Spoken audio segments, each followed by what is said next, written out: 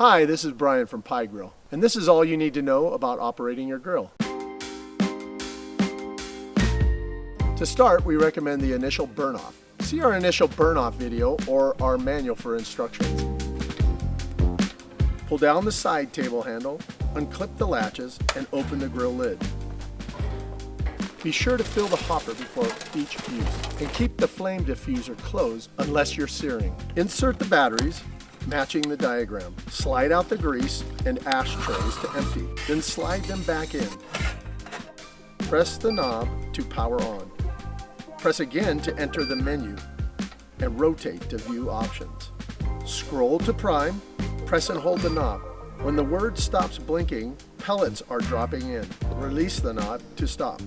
Rotate to set your desired temperature and press to confirm. The grill can also be operated in Celsius.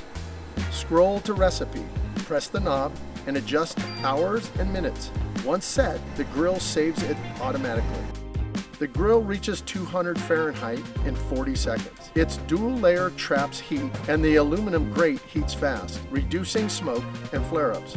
Fill the tray with the liquid of your choice and slide it back in. Our steam system infuses food with moisture while crisping the outside.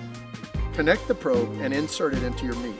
The internal temperature shows on screen, and your app alerts you when it's ready.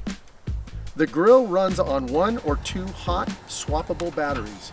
Remove and charge one while the other powers the grill for uninterrupted cooking. After cooking, run the grill at 300 to 350 degrees Fahrenheit for 10 to 20 minutes to self-clean.